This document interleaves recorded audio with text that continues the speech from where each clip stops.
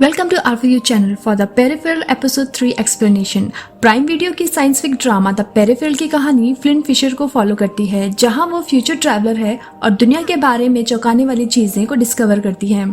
Third episode उसे Elita waste की secrets को जानने में आगे ले जाता है, जबकि एक और असैसिनेशन के अटेम्प्ट का खतरा उस पर और उसके भाई पर अभी भी मंडरा रहा है। जब वो फ्यूचर में चीजों को संभालती है, तब उसका भाई बर्टन अपनी फैमिली को जीवित रखने की कोशिश करते हुए अपने घर के डोर पर तैनात है। एपिसोड के एंड होते होते चीजें और भी कॉम्प्लिकेटेड हो जाती हैं और ऐसा लगता है कि 70 साल बाद दुनिया को बचाने की कोशिश में फ्लिंट को बहुत बड़ी कीमत चुकानी पड़ सकती है। तो चलिए स्टार्ट करते हैं एपिसोड 3 का एक्सप्लेनेशन। लेकिन उससे पहले अगर आप मेरे चैनल में नए हैं या फिर अभी तक आपने लास्ट के एपिसोड्स को नहीं देखा है, तो मेरे चैनल पर पहले उसे जरूर चेकआउट करिएगा। वीडियो का लिंक मैंने नीचे डिस्क्रिप्शन बॉक्स में मेंशन किया हुआ है और साथ ही प्लेलिस्ट भी बनाई हुई है। द पेरिफेरल का सेकंड एपिसोड फ्लिंट के मॉम की पूरी तरह से रिकवर होने के साथ एंड हो जाता है। न केवल उसकी मॉम का ट्यूमर चला गया है, बल्कि वह अब देख भी सकती है। यहाँ हम देखते हैं कि विल्फ और लेव ने अपने बार्गेन को यहीं रोक दिया है और अब फ्लिंट को अपने साइड की डील को ऑनर करने का टाइम आ चुका है। एक बार फिर फ्लिंट हेडसेट लगाती है और फ्यूचर में जाती है, केवल यह पता लगाने के लिए कि रिसर्च इंस्टीट्यूट ने उसके और उसके भाई से छुटकारा पाने के लिए कोबिल पिकेट से कांटेक्ट किया है।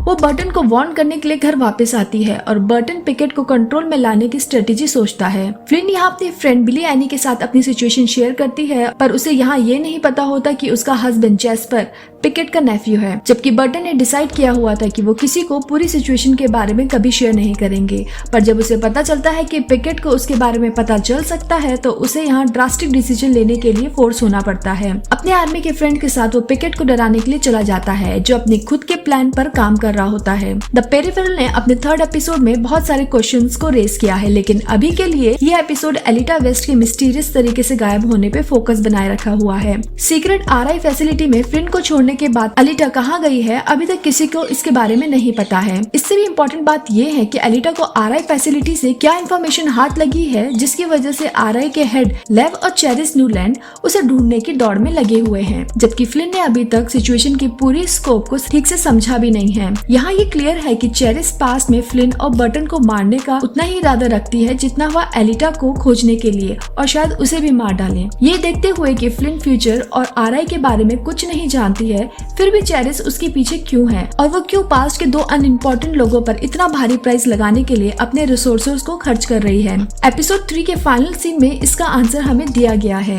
अब ये पता लगाने के बाद कि लंदन में आखिरी बर्फ कहाँ गिरी है, इसका क्या मतलब है, फ्लिंट और विल्फ एलिटा की सीक्रेट रेजिडेंस पे पहुँचते हैं। फ्लिंट इस जगह को पहले 2 बार देख चुकी है। फर्स्ट टाइम जब उसने मेरिल का किडनैप किया था और सेकंड टाइम जब वो घर के अंदर थी और उसकी आईबॉल को रिप्लेस किया जा रहा था। उन्हें वहाँ 2 डेड पेरिफेरल को छोड़कर जगह बिल्कुल खाली मिलती है। मुसीबत तब आ जाती है जब वो डैनियल और उसके रोबोट को आमना सामना करते हैं, जो कि लिंक्ड है चेरिस से, और वो उनका पीछा कर रहे थे।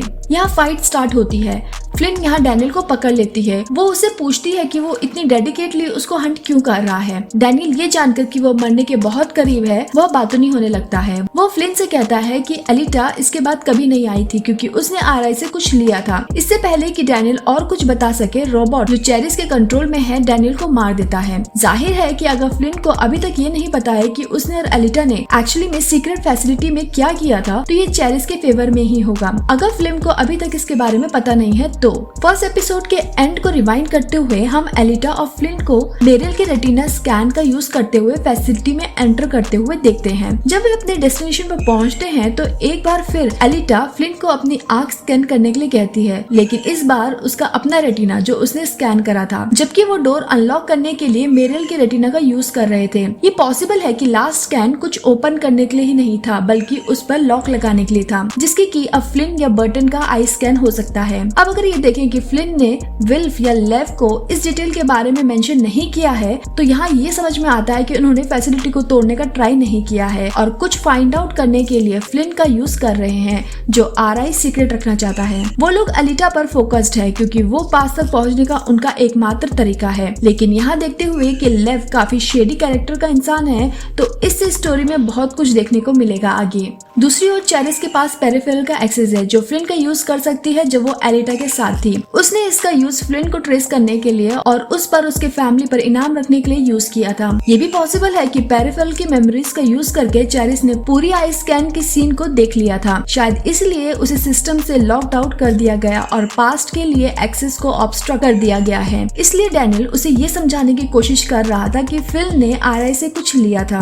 अगर ऐसा ही है तो फ्लिन के पास कुछ ऐसी चीज है जो दुनिया पर सिग्निफिकेंट इम्पैक्ट डाल सकती है। अब हम भी नहीं जानते कि आरआई को पास्ट तक पहुंचने की जरूरत क्यों है। फर्स्ट एपिसोड में जब विल्फ एलिता से मिलती है तो वो कहती है कि उसने दुनिया को बचाने का एक तरीका ढूंढ लिया है, हालांकि वो तरीका उनका अपना नहीं है। ऐसा हो सकता है कि चेरिस जानती है कि दुनिया एक सर्टेन एंड की ओर बढ़ रही है और वो लोग ऑल्टरनेटिव रियलिटी की तलाश में हैं, जहां चीजें इतनी भी बुरी नहीं होने वाली। अगर ऐसा ही है तो दुनिया का फ्यूचर अब फ्लिन के हाथों में है और अब वो अनश्योर पोजीशन में है और इसके बारे में बहुत केयरफुल रहने की जरूरत है उसे कि वह किसी पर इजीली ट्रस्ट ना करे। अभी के लिए लेब उसकी साइड में है, लेकिन उसने अपने सीक्रेट अभी छुपाए हुए हैं, जिससे पता चलता है कि चेरिस के बजाय वह कहानी का असली विलेन बनकर सामने आ सकता है। आपकी क्या थ्योरी है कमेंट बॉक्स में जरूर शेयर करके बताइएगा। अब मैं मिलती हूँ नेक्स्ट वीडियो में, तब तक आप R4U चैनल के बाकी के वीडियोस को लाइक और शेयर करें और मेरे चैनल को सब्सक्राइब भी करें ऐसे ही फिक्शन से भरी मूवी और सीरीज के एक्सप्लेनेशन और ब्रेकडाउन देखने के लिए। Thank you for watching, see you next time.